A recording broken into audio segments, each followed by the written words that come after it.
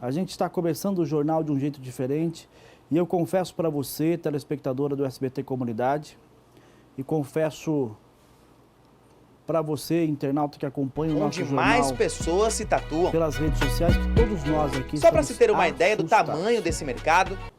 Todos nós estamos assustados.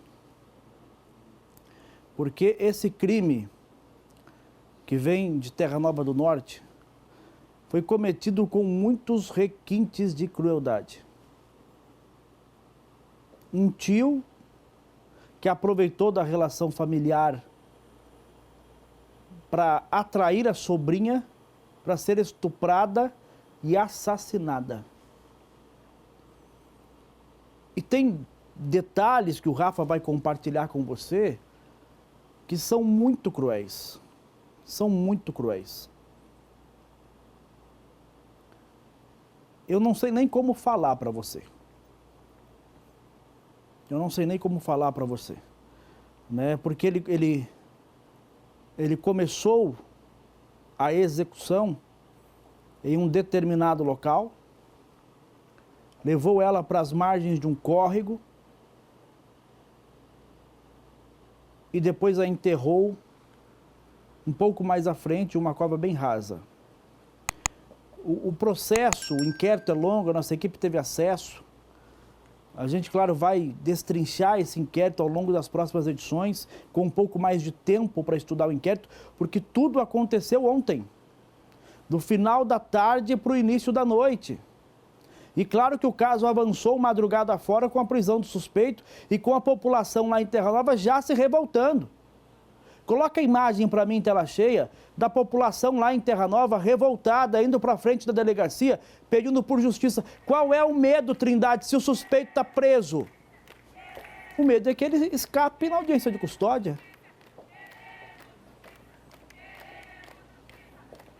É justo ou não o medo dessas pessoas diante de tantas decisões que nós compartilhamos aqui? Creio eu que não será solto. Creio. Mas eu entendo a revolta da população. Essa imagem de ontem já noite adentro em Terra Nova do Norte, que fica no norte do estado de Mato Grosso, uma cidade próspera, de um povo trabalhador. Pode voltar para cá. Para você ter uma ideia do que eu estou falando aqui, para você ter uma ideia da barbaridade que esse cara cometeu, ele deu golpes de enxada, asfixiou,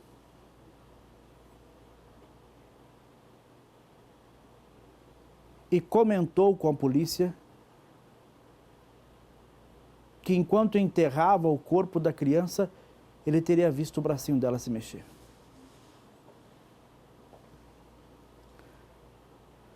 A reportagem está pronta? Está no ponto? Vamos acompanhar. É madrugada, 1h, quando José Marcos da Silva Lima, de 29 anos, passa de moto com a sobrinha na garupa. Eles estão a poucos metros do sítio do suspeito. Yara Salvador, de 9 aninhos, está a caminho da morte. Segundo a polícia, esse é o local onde Yara foi enterrada depois de ser estuprada pelo tio. É uma cova rasa, ao lado de um córrego, que fica nos fundos do sítio do assassino.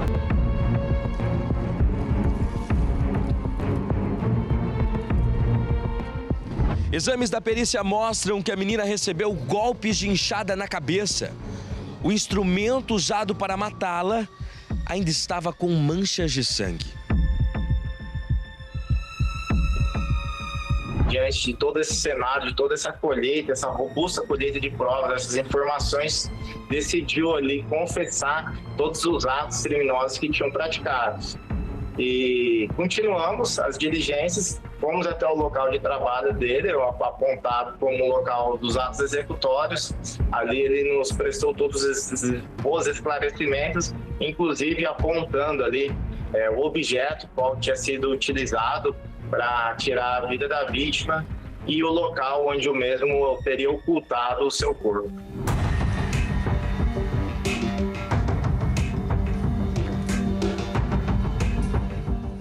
O suspeito é irmão de sangue da mãe da pequena Yara e convivia na casa da vítima todos os dias.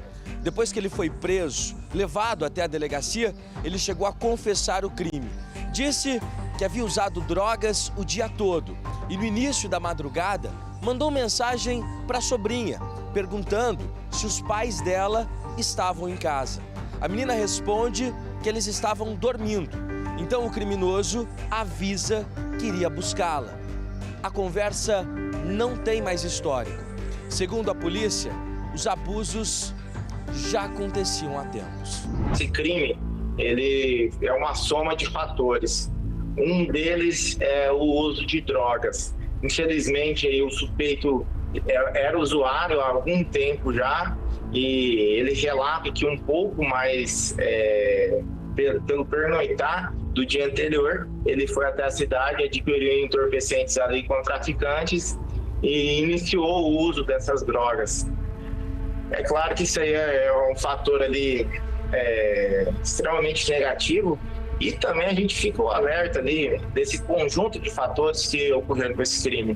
O fato do suspeito ser parente da vítima, no caso seria o tio da vítima, facilitou ali a sua entrada no seio familiar. Infelizmente, com nossa experiência policial, a gente consegue verificar que muitos casos, especialmente de abuso sexual infantil, são praticados por suspeitos que estão dentro do seio familiar. E o suspeito ali tinha um contato com a vítima e tinha uma entrada facilitada ali na residência. E utilizando desses artifícios aí, dessa facilidade que ele tinha, ele acabou sobressaindo aí e utilizou para levar, né, para induzir a vítima aí com ele até o local dos fatos ocorridos. O suspeito José Marcos da Silva Lima, de 29 anos, tem passagens pela polícia. E agora vai responder por estupro de vulnerável, homicídio e ocultação de cadáver.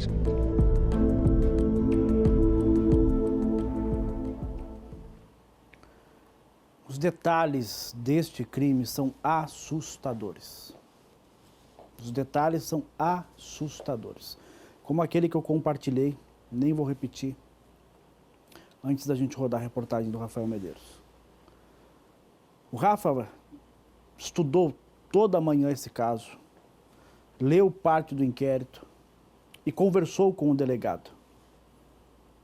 O delegado trouxe detalhes assustadores que a gente vai compartilhar com você a partir de agora, por isso eu trago o Rafa para o telão do SBT Comunidade. Rafa, o suspeito já tinha passagens e já esteve preso aqui na Penitenciária Central do Estado, né?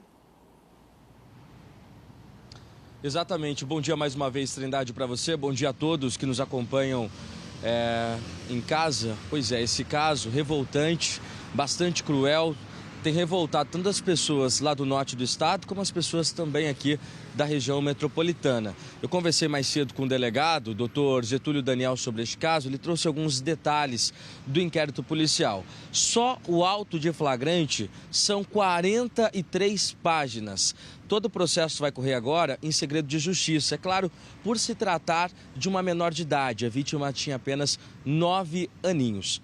O delegado disse, sim, que o suspeito, José Marcos da Silva Lima, tinha antecedentes criminais. Ele ficou preso 2 anos aqui em Cuiabá. Mas o delegado não deu detalhes de que crime que ele cometeu. Ele disse que o processo corre em segredo de justiça.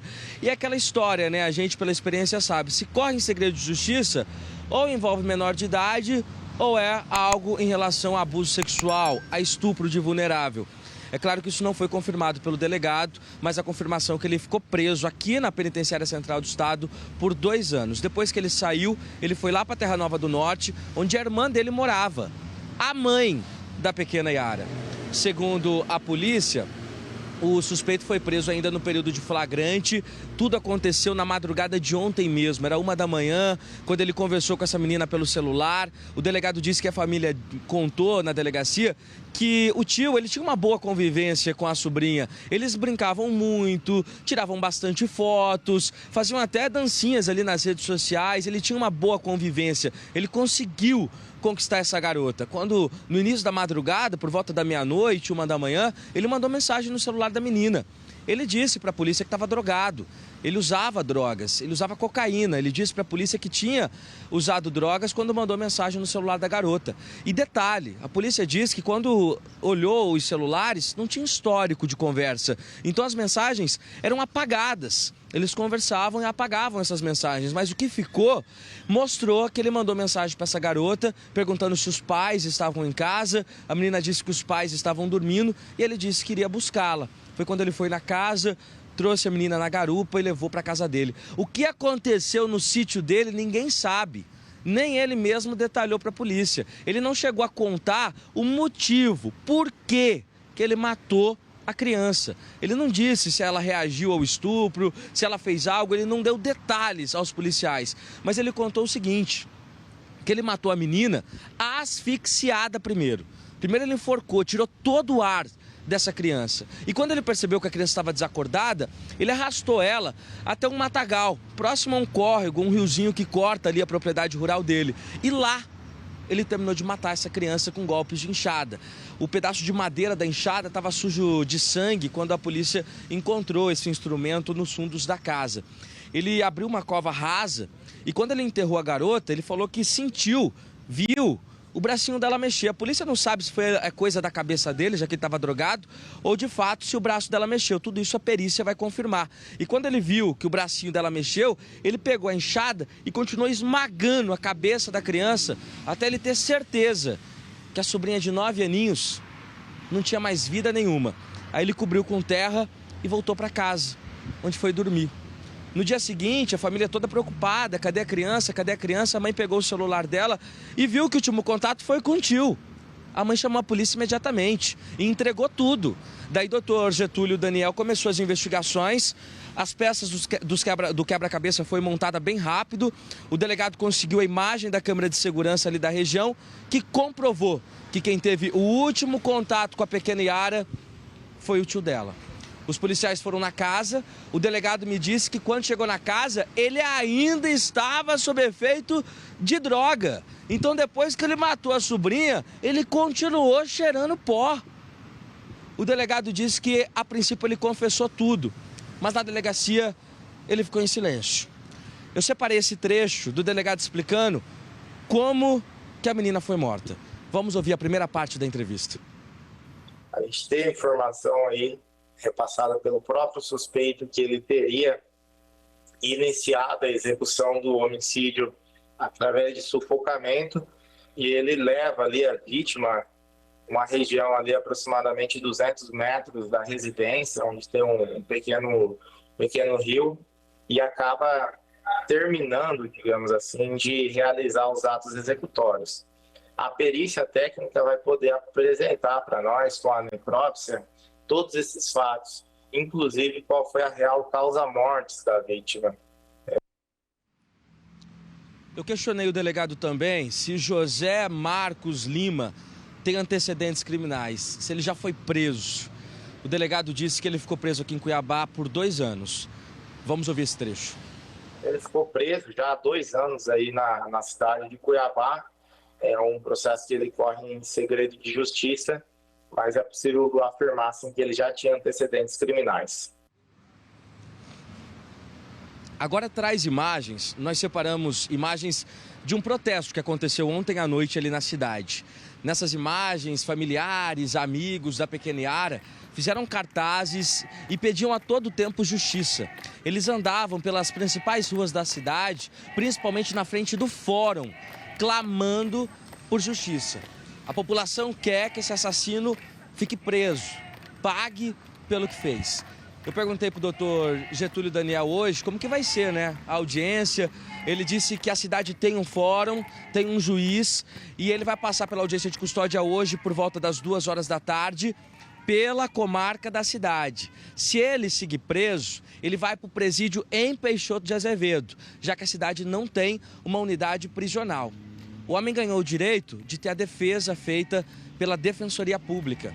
Ele não tem um advogado, então um defensor público do Estado vai ser destinado a fazer a defesa de Marcos Lima, João Marcos Lima. Ele vai ser defendido aí pela Defensoria Pública. Vamos acompanhar essa audiência 2 horas da tarde para ver o que o defensor vai alegar e qual vai ser a decisão do juiz. O delegado da cidade pediu a conversão da prisão em flagrante em prisão preventiva. Ele disse que o suspeito não demonstrou arrependimento nenhum na delegacia. A polícia segue aí nos próximos 30 dias, ouvindo testemunhas, colhendo mais provas para tentar fechar um inquérito bem robusto para que ele possa aí ser julgado pelo crime que ele cometeu. Reincidente, bandido que estava solto, que acabou matando depois de estuprar a própria sobrinha de 9 anos de idade. Peço até desculpa pela forma de me expressar nesse link, mas é um caso que mexe com todo mundo, né, Trindade? Eu volto contigo.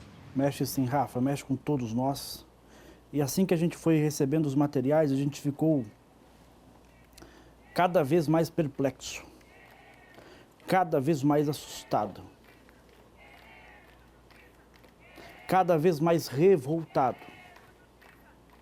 9 aninhos, gente.